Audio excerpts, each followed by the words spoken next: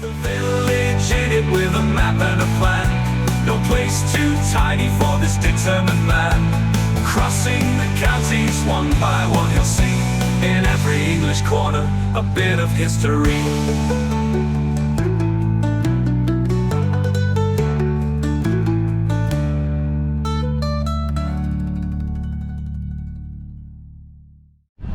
Welcome back to Solihull again, everybody, for part 2 of this mega walk this week.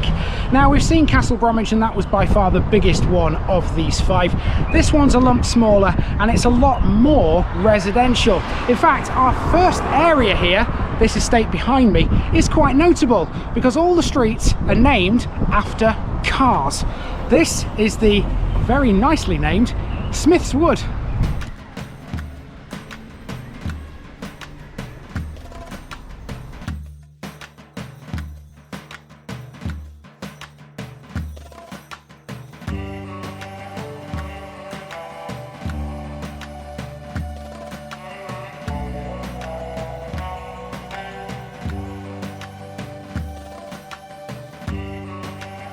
Smith's Wood, Smith's Wood.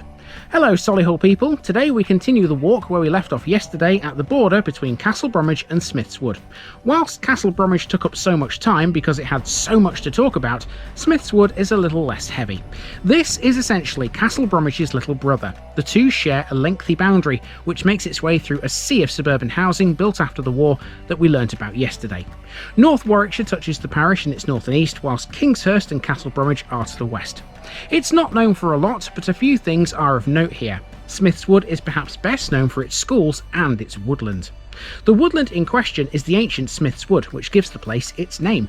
It's one of the only remaining fragments these days of the once huge Forest of Arden, and it was designated a local nature reserve in 2004. Smith's Wood has a population of just over 10,000, making this one of the most densely populated places around Birmingham. There is a discernible village centre here. It's not all housing. The modern centre is based around a central street, a regenerated area that once contained a pub called The Local, which was semi-famous in these parts. The regeneration cost some £1.4 billion and saw many flats and houses from the 1960s and 70s completely flattened and replaced with brand new ones. New features also include a state-of-the-art medical centre, a post office, a library, a community hub, and a new private housing estate. Smith's Wood is going places now, and so are we.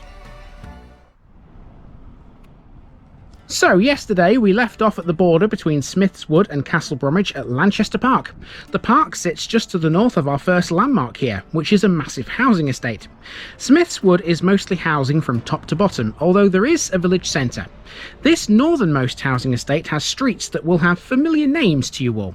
This is known as the Cars Estate or the Cars area, and it consists mostly of red brick terraces. These were built mostly in the late 1970s. The Cars Estate is an overspill, built thanks to the expansion of the pre-existing Chelmsley Wood North Estate. The area is distinct around here because of its cosy atmosphere. The majority of its properties are inward facing, with the front doors facing greens, gullies and pavements. All of the streets on the Cars Estate are named after car makes. These include some well-known British ones like Vauxhall, Morris, Rover and Austin. In fact, the whole estate is a nod to Birmingham's role in the British car manufacturing industry and heritage. Let's make our way through this now towards a pub.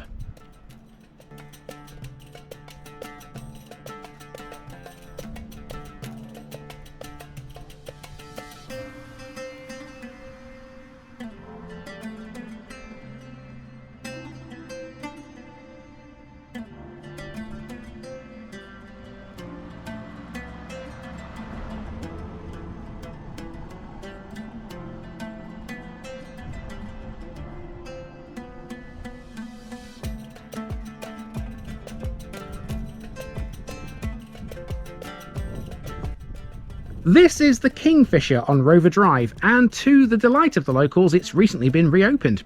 Just before the pandemic struck in 2020, this was mothballed. Its reopening, according to the landlady, was definitely something this community needed. I would tend to agree. Smith's Wood has plenty of facilities, but not a great amount of pubs. The whole thing was completely renovated. It was ripped out entirely and then put back together, giving it a fresher feel. Now it's thriving, and the hope is that soon it'll be able to do food.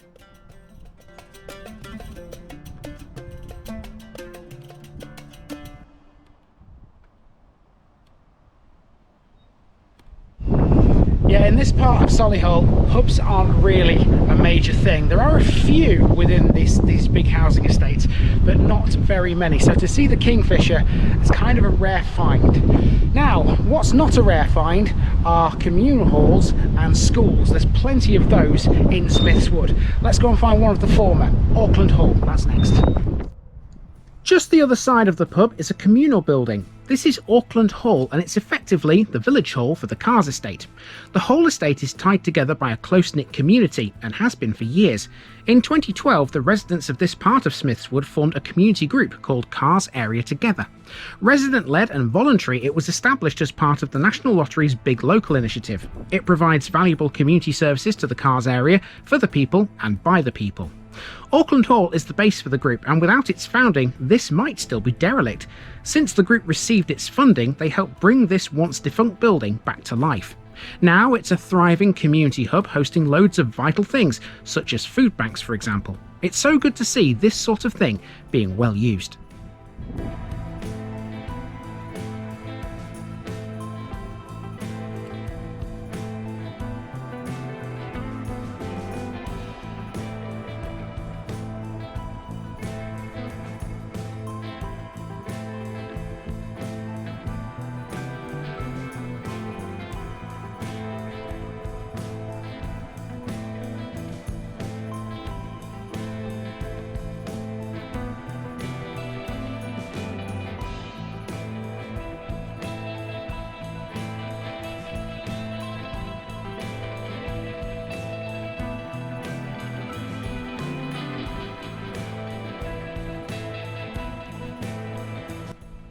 So even though this one doesn't have a lot of pubs, one thing Smiths Wood does really well is education. In addition to mainstream schools, Smiths Wood has 4 others which cater for SEND and SEMH pupils between the ages of 3 and 18. 2 of them, Forest Oak and Merston, share a building within the grounds of Smiths Wood Academy, which is the area's secondary school. Then there's Castlewood School on Jensen Avenue, which caters for children with SEMH, and the 4th and final one is the Heights Academy on Auckland Drive. This is that very school. The Heights Academy primarily caters for autistic children between the ages of 7 and 16 and forms part of the Forward Education Trust. It was established in 2023 and occupies purpose-built premises on the site of the former Bosworth Infant and Junior School. The school initially educated pupils in years 3 to 7, but began accepting pupils up to year 11 at the end of the 2023-24 academic year. The school is renowned for its specialised curriculum and teaching methods designed to meet the specific needs of its students. Despite that, there have been concerns raised about the school's handling of bullying claims and parents' complaints, prompting an independent investigation into these matters. Regardless, Smiths Wood is lucky to have this facility right on its doorstep. If you live here, you are well and truly covered as far as education goes.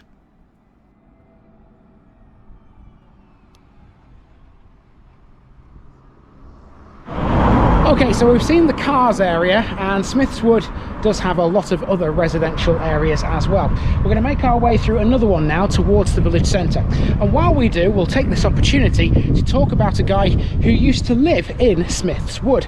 I have no idea whereabouts he actually resided, but if you say his name to one of the residents around here, they're bound to know who you're talking about. Now we've got a longish walk through some more residential areas as we head towards the village centre.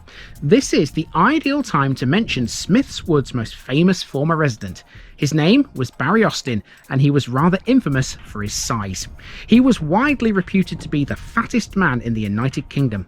Multiple press reports claimed that his peak weight was 50 stone. That's around 700 pounds or 320 kilograms. He was one heavy bloke. Austin's appearances in the press and on TV were usually related to concerns about obesity in the UK. Austin was also the star of a Sky One documentary, Inside Britain's Fattest Man. It was presented by fellow Sahilian Richard Hammond in the manner of the science fiction film Fantastic Voyage.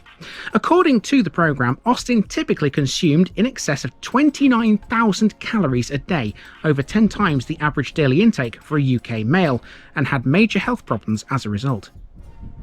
He also claimed to drink up to 40 pints on a night out. Now, I've been known to sink a few, but 40 is well out of my league. He was something of a celebrity on the Birmingham club circuit and a very visible supporter of Birmingham City at their home games. Austin's greatest problem was his legs, which notably reduced his mobility. They were starved of blood because of their enormous size and distance from his heart. They would cause him to suffer regular bacterial infections that left him swollen, in agony, and immobile.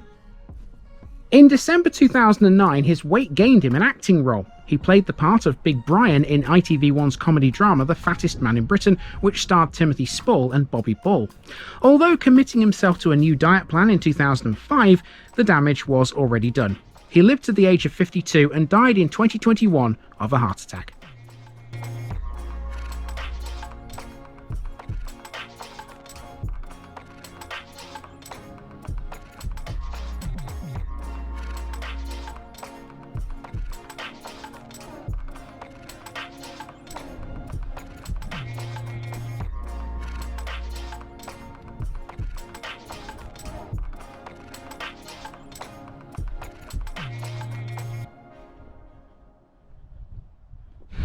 Okay, we're about to come into Smithswood's village centre. Now, if you are a Smithswood resident that's moved abroad to Australia, Canada, New Zealand, wherever in the world, this might look a little bit different to you if you've not been back for a few years, because it's undergone a massive regeneration. You'll see what I mean in a moment. This is the centre of Smithswood. It can be defined today by this brand new high street lined with an array of shops. The centre of Smithswood had previously been defined by the Arran Way shopping centre, although it was a bit different to what this looks like.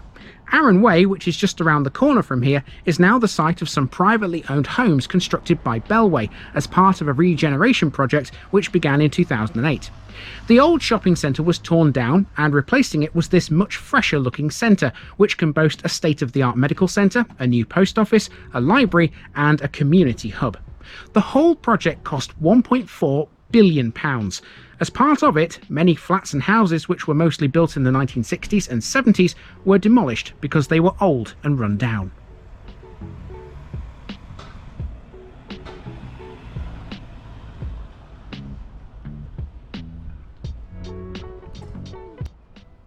As well as the brand new village centre, Smithswood gained a brand new school.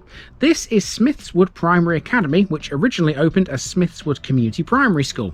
When it was completed in 2009, this was, at the time, one of the largest primary schools in the country. It replaced the former Kingfisher Primary School that once stood on its sports field. Pupils from the old Bosworth Wood Primary School were merged with the ones from Kingfisher to jointly occupy this new building. At present, the school is considered to be the best primary school in Solihull, and it proudly sits within the top 100 in the country. There are two primary schools in Smithswood. As well as this, there's also St John the Baptist Roman Catholic Primary a little further around this route.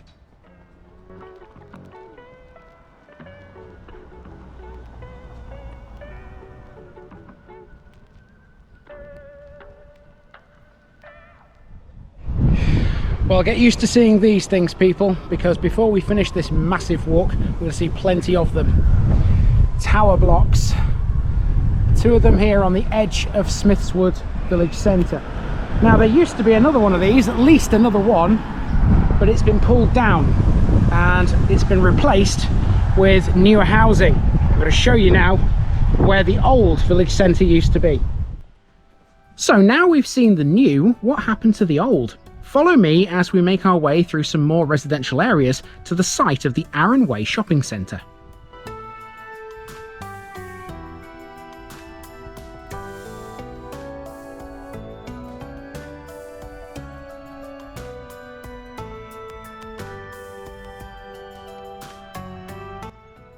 So here we are at the Smithswood Sports and Social Club, which escaped demolition despite being right on the edge of the old shopping centre. It used to be the case that if you walked out of the front doors of this building, you were literally a few yards away from the Arran Way shopping centre. Now demolished and replaced by a brand new street called Mulcroft, Arran Way was old and run down. It was in desperate need of something new and fresh. Also demolished as part of the works was a massive tower block, the likes of which we'll see later when we hit Chelmsley Wood. The shopping centre contained shops, a post office and the offices for Solihull Community Housing. Although it was dated, it's sorely missed by some of the locals here. In particular, one thing that's definitely missed is a pub called The Local, which has now been replaced with new properties on the corner of Mulcroft and Arran Way. I read a few tales about the pub on some local Facebook groups, including quite a few claims that quite a bit of underage drinking went on in the pub. Some even reckon the demolition of the whole area was a secret plan by the council to turn this part of Solihull teetotal. I doubt that, but it's amazing to read people's thoughts. So if you go on Google Maps and look at the imagery from 2008, you can see where that tower block that's been pulled down used to be. It was kind of in this area here where these houses are, or just behind them. You can see it on the map. It's not there anymore.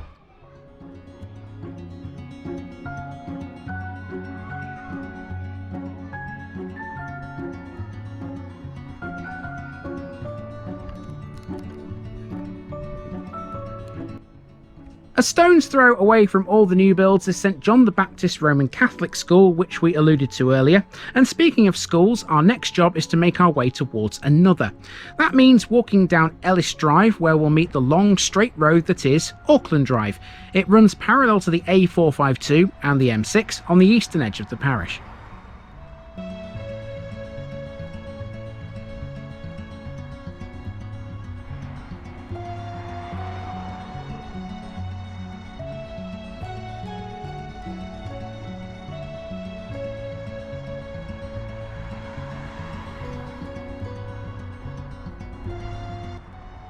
This next building can't really be termed a school, but it is educational. This is the Woodlands campus of Solihull College, and it was completed in 2006. Officially known as Solihull College and University Centre, it's a further education college which is spread across two main campuses. Its main site is the Blossomfield campus in central Solihull, whilst the Woodlands campus is a satellite. The college offers both full-time and part-time higher education courses, as well as apprenticeships and bespoke employment training. Across the two sites, facilities include an animal welfare centre, a virtual reality lab, industry standard science labs, and a health and care skills suite. Blossomfield campus also has both an aircraft hangar and flight simulators. Woodlands has motor vehicle and construction workshops, tying in nicely with the car manufacturing history of the area. In February 2018, the college merged with another further education establishment, Stratford-upon-Avon College. That increased the size and influence of the combined college in the region, and some reckon it will soon be a fully fledged university college. No announcements, though, have yet appeared along those lines. Former Solihull College and University Centre students include the world-famous Northern Ireland footballer Will Grigg. I wonder, was he on fire when he was here?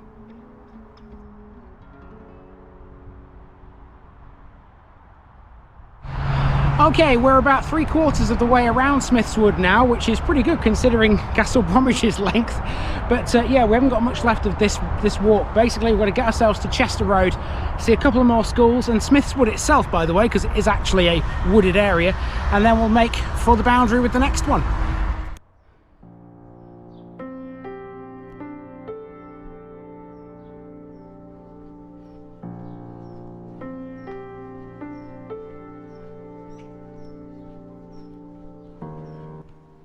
Now, ethnically, Smith's Wood can be considered the most ethnically diverse parish in Solihull. That said, in 2001, it had only the 6th highest proportion of non-white residents in the borough. That has increased significantly over the last 14 years. In terms of ethnic diversity, it's important to note that all wards in the borough are well below the West Midlands average of 11%. Religiously, buildings for worship seem to be lacking here, regardless of faith. Nearby Castle Bromwich helps with those, though. There are at least 2 in Smith's Wood. This here is the local Kingdom Hall of Jehovah's Witnesses on Windward Way. Let's follow this road as we head towards Smith's Wood Academy. When I said Smith's Wood was famous for its schools, I really wasn't kidding. Smith's Wood Academy is the parish's secondary school and was formerly known as Smith's Wood Sports College. Formerly a community school administered by Solihull Metropolitan Borough Council, this is now sponsored by the Fairfax Multi-Academy Trust. It's the main senior school attended by local children, although some attend other schools in the wider North Solihull area. Perhaps the best known features of this school would be its swimming pool, its rock climbing wall, its fitness centre and its other sports facilities. They are all often used by the community. The darkest moment in its history came in 1977 when a fire ripped through part of the school, destroying some changing rooms. Since then, it's bounced back admirably. Nottingham Forest footballer Jamie Ward grew up in Smithswood and he attended this school. Philanthropist and parliamentarian Cameron Grant also attended this school. He stood as the Conservative candidate for Smithswood in the 2024 Solihull local elections. Now, as we learned earlier, there are 4 special schools here. We've seen one of them and mentioned another, and here we have the other 2 which share a site within Smithswood Academy. These are Forest Oak and Merston schools. Forest Oak was initially located on Lanchester Way in Castle Bromwich and was established by 1970. In June 2006 it moved to this new campus on Windward Way alongside Merston School. Forest Oak serves children aged 4 to 19 with moderate learning difficulties. As for Merston, that was originally named Merston Day Special School and opened in Marston Green in January 1974. Parents successfully prevented its closure and transfer in 1993, and the school moved to Smithswood in the summer of 2006, joining Forest Oak School on this brand new site. Merston School serves children aged 2 to 19 with severe learning and profound and multiple learning difficulties. When compared to Forest Oak, it's effectively the other end of the spectrum.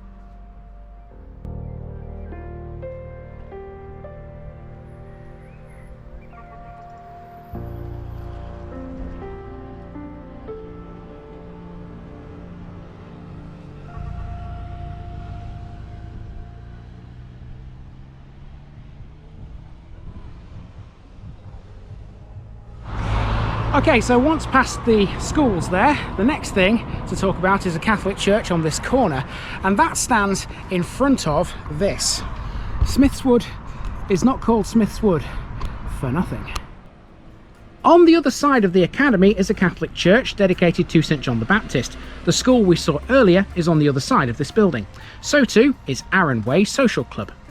We've come all the way around this route almost, and we still haven't seen the landmark that gives Smithswood its actual name, but we're about to. After the church has disappeared from view, things get very leafy on Windward Way. With the exception of this road, this wood is the only thing that remains from before urbanisation. This is the ancient Smith's Wood, a tiny clump of trees which once formed part of the ancient Forest of Arden. It was officially designated a local nature reserve in 2004. As one of Arden's only remaining fragments, it's very isolated, located far, far away from any other woodlands of its type. Given that Smithswood has a population of just over 10,000, making this one of the most densely populated places around Birmingham, it's even more out of place. The funny thing is about this wood though is that 120 years ago it was still all on its own, surrounded by fields instead of houses. On the edge of the wood there was once a farm. Named Burton's Farm, it was part of the estates of Coleshill Manor and Kingshurst Hall in Warwickshire, and lends its name to Burton's Way, which is where the modern village centre is.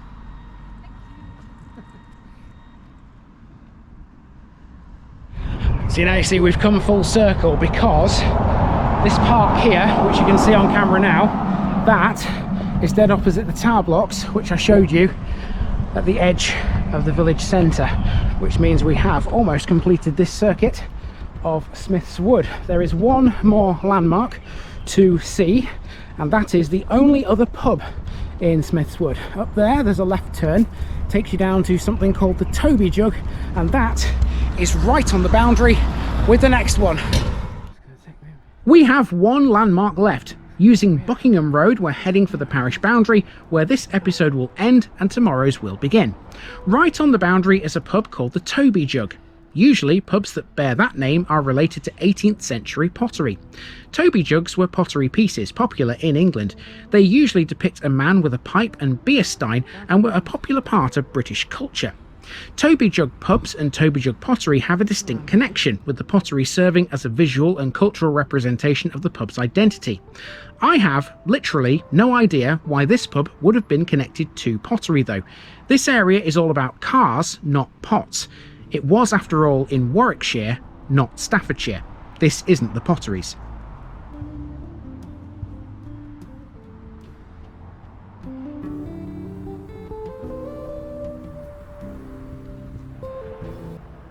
We have reached the end of episode number 2. Time to take a short breather before we continue on to the next one. Parish number 3 on the walk is the one that's the most village-like. In it, we'll encounter another ancient wood that used to be part of the Forest of Arden. Stay tuned everyone, I'll see you back here tomorrow.